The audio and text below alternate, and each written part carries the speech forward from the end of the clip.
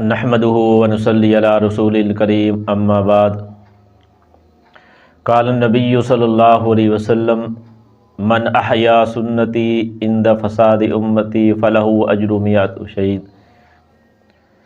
औ कमा क़ाल अलैहिस्सलातु वस्सलाम। अल्लाह के नबी सल्लल्लाहु अलैहि वसल्लम का इरशाद है कि जिसने फितना फसाद के दौर के अंदर मेरी एक सुन्नत को ज़िंदा किया तो अल्लाह जल्ल शानो उसके लिए 100 शहीदों का सवाब लिखेंगे। यानी सुन्नत को हमने इसलिए ज़िंदा करना है कि ये सुन्नतें मिटी हुई हैं और इस पर अमल करने वाले कम लोग हैं, तो अल्लाह जल्ल शानो इस पर हमें 100 शहीदों का सवाब देगा। तो ईद उल फ़ितर की भी 13 सुन्नतें हैं। अगर हम इन 13 सुन्नतों को अदा कर लेंगे तो हमारे नामा माल के अंदर अल्लाह जल्ल शानो 1300 शहीदों का सवाब अल्लाह जल्ल शानो लिख देगा। तो वो 13 सुन्नतें क्या हैं? सबसे पहली सुन्नत ये है कि ईद उल फ़ितर वाले दिन सुबह बहुत जल्दी जागना चाहिए। यानी फ़जर की नमाज़ हमने पढ़नी है तो फ़जर की नमाज़ से पहले जल्दी जाग जाएं। ये ना हो कि ईद वाले दिन फ़जर की नमाज़ ही क़ज़ा हो जाए, देर से जागे। तो ईद उल फ़ितर वाले दिन जल्दी जागना ये भी सुन्नत है।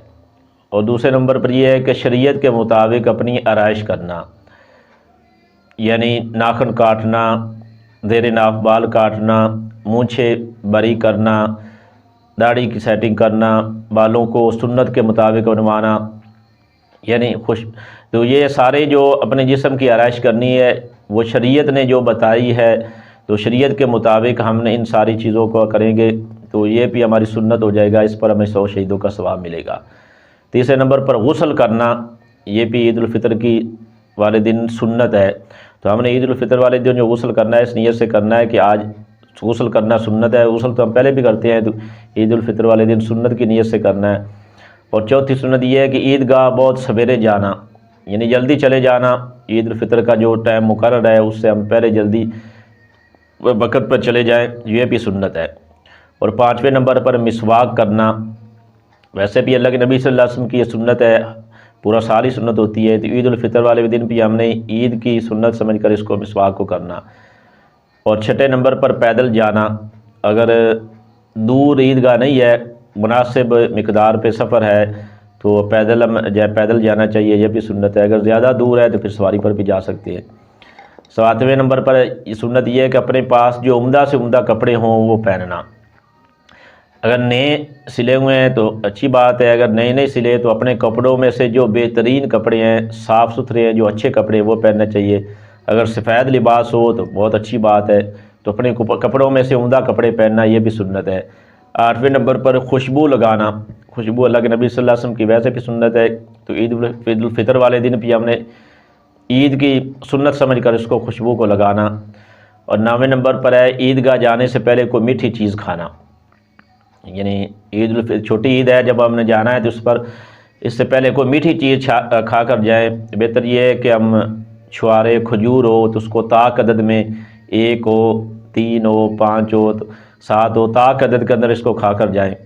और 10वें नंबर पर सुन्नत यह है कि ईदगाह जाने से पहले सदका फ़ितर यानी फ़ितराना अदा करना। फ़ितराना 2.25 से जो है उसकी मिकदार जो वक्त इलाके के अतबार से जो कीमत उसकी है तो वो पूछ कर उसका फ़ितराना जो है हमने वो ईदगाह नमाज जाने से पहले हम अदा कर दें ताकि गरीबों के पास वो पहुंच जाए। 11 नंबर पर सुन्नत ये ईद की कि ईद की नमाज ईदगाह में जाकर पढ़ना। जो शहर के अंदर ईदगाह बनी हुई है वहाँ ईदगाह की नमाज़ पढ़ना, बग़ैर किसी शरई उज़र के हम महल्ले की मस्जिद में नहीं पढ़ सकते, जहाँ जुमा नहीं होता वहाँ ईद भी नहीं होती, तो हम ईदगाह के अंदर जाकर नमाज को पढ़ें। 12 नंबर पर जिस रस्ते से जाना इसके अलावा दूसरे रस्ते से वापस आना, यानी ईदगाह की तरफ हम जिस रस्ते से जा रहे हैं तो वापसी पर अपना रास्ता बदल कर आए, उसी रस्ते से वापस ना आए, तो ये भी ईद की सुन्नत है। और 13वें नंबर पर और आखिरी सुन्नत यह है कि रस्ते में अल्लाहु अकबर ला इलाहा इल्लल्लाहु अल्लाहु अकबर वलिल्लाहिल हम्द, ये तस्बीह जो है ये ईद उल फ़ितर में आहिस्ता आवाज़ से पढ़ते हुए जाना है, और बड़ी ईद हो जब तो उस वक्त ऊंची आवाज़ से पढ़ते हुए जाना है। तो ये 11 सुन्नतें अगर ईद उल फ़ितर की हम अदा कर लेंगे, इनको ज़िंदा कर लेंगे तो 13 सुन्नतें हैं, 13 सुन्नतें हम ज़िंदा कर लेंगे तो हमारे नामा वाल के अंदर 1300 शहीदों का सवाब अल्लाह जल्ल शानो लिख देगा। तो अल्लाह की ज़ात से दुआ है कि अल्लाह ताला हमें عید الفطر والا دن جو ہے نبی صلی اللہ علیہ وسلم کی ان سنتوں کو زندہ کرنے کی صورت میں اس کو گزارنے کی توفیق عطا فرمائے۔ تو عید والے دن جو غسل کرنا ہے، خاص طور پر یہ غسل ہم نے سحری کے وقت نہیں کرنا، یعنی یہ نہیں ہے کہ سحری کا وقت جب بند ہو رہا ہے تو اس سے پہلے تہجد کے وقت میں غسل کر لیں گے تو وہ عید الفطر والا غسل شمار نہیں ہوگا۔